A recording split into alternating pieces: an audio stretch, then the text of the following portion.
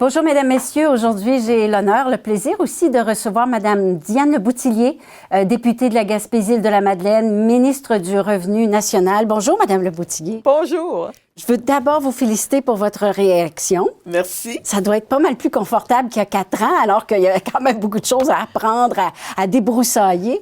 Écoutez, je peux vous dire que c'est le jour et la nuit. Je me revoyais en 2015 arriver à Ottawa, ville que je ne connaissais pas, au Parlement que je ne connaissais pas. J'avais jamais été députée, jamais ministre. Puis je voyais là, tous les cahiers de brefage qu'on a au début, là, les cartables, là, c'est épais de même. Ça fait que là, de revenir 4 ans plus tard, on est vraiment là, pour moi, je suis dans autre chose. Donc, les sujets que je maîtrise, d'autant plus d'être revenu au Revenu national. Vous êtes dans vos souliers, puis... Oui, des dossiers que je connais. Puis pour moi aussi, c'était une preuve de confiance de la part du premier ministre. De faire en sorte là, que je puisse continuer mon mandat. Puis pour moi, il y avait encore du travail à faire à l'Agence du revenu. Donc, c'est un plaisir. Alors, quand la campagne électorale s'est déclenchée, vous vous êtes dit, il faudrait donc qu'on finisse ça, mais on n'aura pas le temps. Hein? C'est ça? Quand je suis partie en juin, j'ai eu une dernière rencontre avec les fonctionnaires, les hauts fonctionnaires. Puis, c'est des gens avec qui je travaille de façon très étroite, que j'ai travaillé avec eux pendant 4 ans. On a appris à travailler ensemble, à collaborer. Eux, c'est plus l'aspect administratif. Moi, c'est plus l'aspect politique. Puis c'est de faire le mélange de ces deux, de ces deux façons de faire-là. Puis il y a une confiance qui se développe, une relation qui se développe. Puis on a toujours l'objectif de part et d'autre, c'est de bien desservir les Canadiens. Donc, je vous dirais que d'un côté, je partais aussi sécure. Puis c'est ce que je leur avais dit. J'ai dit, il y a des gens pour moi qui sont compétents, que j'ai côtoyés pendant 4 ans. Mais eux aussi étaient très contents de me voir revenir à l'Agence du revenu. Oui, puis de poursuivre le travail. Donc, vous êtes dans un bon état d'esprit. Est-ce que, du côté de vos priorités, ça a bougé? Parce que là, bon, nouveau Conseil des ministres, on se parle, on s'ajuste. Pouvez-vous nous parler de vos priorités pour ce deuxième mandat? Bien, écoutez, au niveau du Conseil des ministres, on est maintenant 36 ministres, 37 avec le premier ministre. On a 5 nouveaux ministres qui sont arrivés avec nous. On est 11 ministres qui sommes restés avec nos portefeuilles, donc nos portfolios, les mêmes portfolios. On est vraiment aussi dans la continuité. Puis on en avait parlé beaucoup pendant la campagne électorale où on avait quand même notre plateforme. Puis dans la plateforme, pour nous, ce qu'on priorisait, c'est vraiment... puis le premier ministre en a parlé la semaine passée lorsqu'il nous a présenté la première action qu'il veut faire, c'est de diminuer les impôts pour la classe moyenne. Mais on annonçait aussi dans la plateforme, on veut aussi travailler avec, au niveau des familles qui ont des enfants de 1 an et moins, de pouvoir donner plus d'argent pour l'allocation canadienne aux enfants. On a parlé plus d'argent dans le supplément du revenu garanti pour les 75 ans et plus, les pensions de veufs et de veuves. Donc, très près là, d'être très près des gens pour que les gens puissent mieux vivre. Et aussi, on a tous les dossiers au niveau du gouvernement fédéral, au niveau du logement, au niveau aussi, quand je regarde, au niveau des infrastructures. Donc, on est vraiment dans la continuité. Mais il y en a tellement des priorités. Qu'est-ce que c'est la priorité des priorités? Bien, écoutez, dans chacun des ministères, on a des enjeux qui sont importants. Puis, une grande priorité, on le voit, c'est tout ce qui touche les changements climatiques et l'environnement. Et ça, c'est une priorité pour notre gouvernement. C'est une priorité pour les autres partis politiques aussi. Puis, c'est une priorité pour l'ensemble de la planète.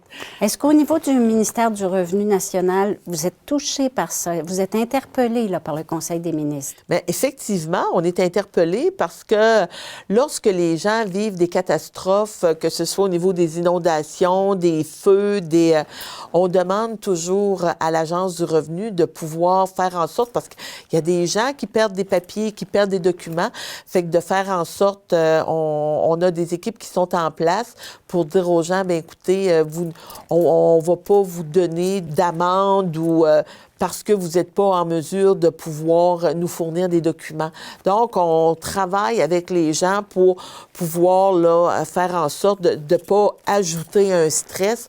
Au contraire, c'est de pouvoir aider les gens à passer là, à travers ces épreuves-là. Puis on l'a vécu, il y a eu des feux en Alberta, les inondations le printemps dernier. On en a, mais maintenant, c'est récurrent. Là, c'est à tous les ans là, que ça se reproduit.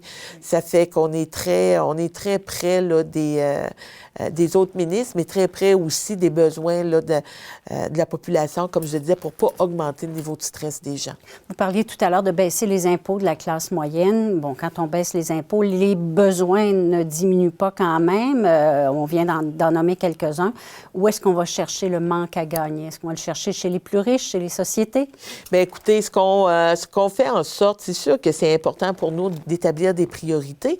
Puis, vous comprendrez que, comme ministre du Revenu national, quand l'économie se porte bien, parce qu'on parle aussi de pénurie de main-d'œuvre, ça veut dire que quand les emplois vont bien, quand les gens travaillent, les gens paient des impôts. Après ça, bien, au niveau du gouvernement, pour nous, c'est important d'établir des priorités. C'est certain que lorsqu'on rencontre, je suis dans le milieu comme députée, puis je rencontre les gens dans le milieu, les besoins sont énormes. Oui. Mais en même temps, comme souvent je vais dire aux gens, bien écoutez, on veut pas non plus augmenter les impôts pour avoir plus d'argent. Ça fait que c'est de balancer puis d'avoir un équilibre à ce niveau-là. Puis notre objectif aussi demeure, parce qu'on sait qu'il y a une inquiétude des gens par rapport à la dette. Oui. Mais l'objectif demeure aussi que la dette continue de diminuer.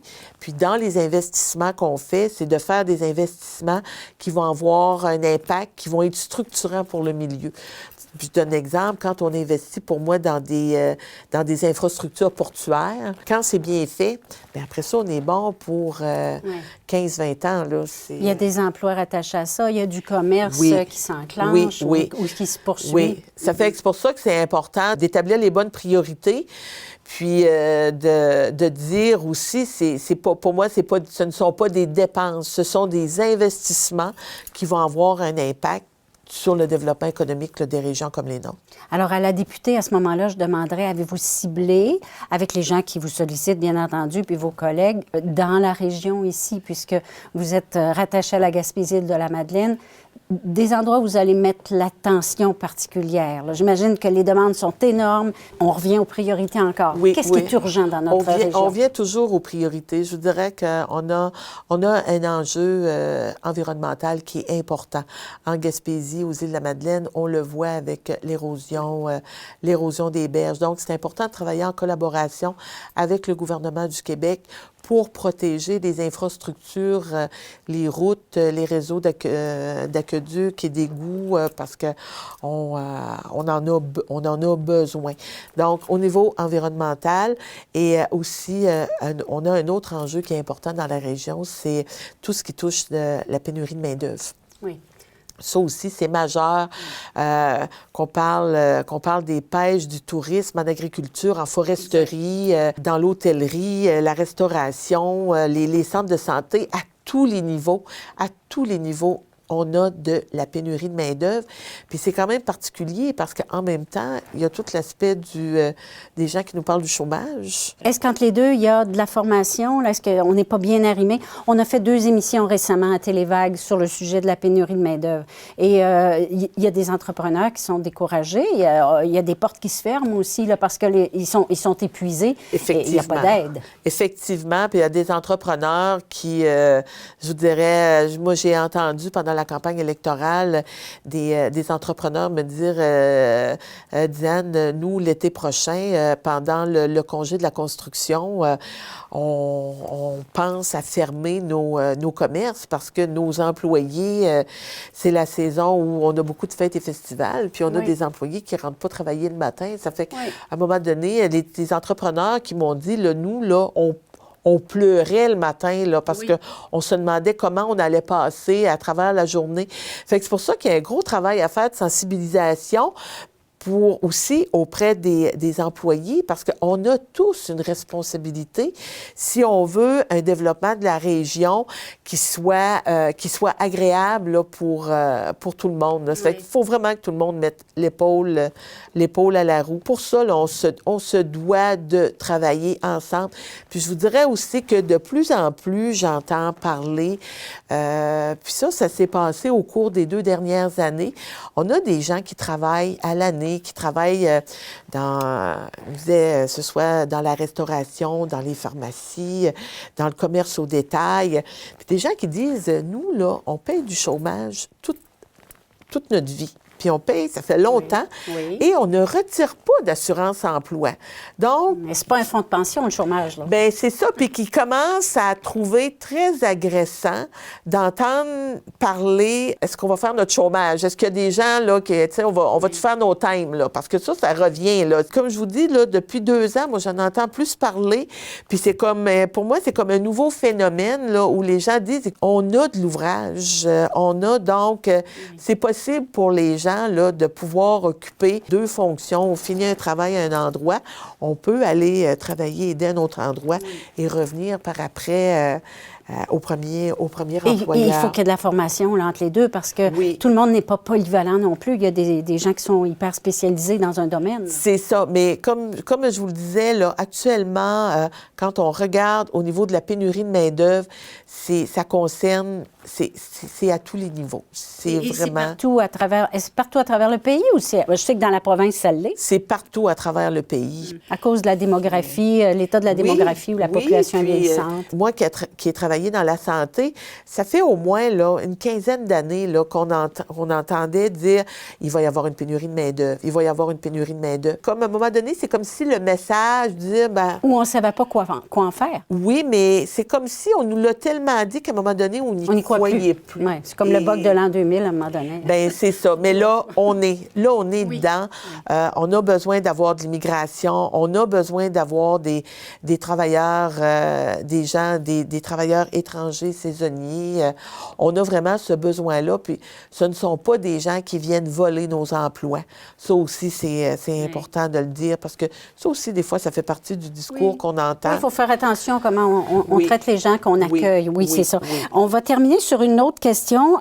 Votre territoire est immense à couvrir. Bien entendu, vous êtes la ministre de tous les Canadiens au niveau du revenu national, mais dans la région ici, Gaspésie-Île-de-la-Madeleine, on le dit, on le redit aussi, c'est pas évident de couvrir tout ce territoire. Vous êtes à Ottawa quand même un certain moment aussi. Vous avez encore vos bureaux de circonscription. J'ai 4 bureaux de circonscription. Sainte-Anne-des-Monts, New Richmond, Grande-Rivière, les Îles-de-la-Madeleine. J'ai un personnel qui est incroyable. Je suis très contente de pouvoir fonctionner avec tous les nouveaux médias. Vive le téléphone cellulaire, FaceTime. Fait qu'on peut travailler à distance. Il y a toujours possibilité là, de pouvoir se parler. Puis moi, là, l'important, c'est le résultat. C'est d'arriver puis de faire en sorte qu'on réussisse à avancer dans les dossiers pour le comté. Vous êtes accessible, vous êtes souvent dans la circonscription aussi quand même. Aussi. Oui, et vous allez rencontrer les gens dans leur milieu de travail. En tout cas, de la façon dont on vous connaît, là, vous êtes proche des gens, proche des entreprises aussi. Oui, je suis très terrain. C'est ça, d'avoir été une intervenante sociale. C'est à votre honneur, puis écoute, c'est à notre plaisir de l'avoir aussi, cette disponibilité-là, parce que c'est pas évident. C'est bien d'avoir un ministre, mais il faut qu'il reste accessible aussi. C'est exigeant pour vous, là. Quand je suis chez nous, tout le monde m'appelle Diane. C'est bon signe. Oui.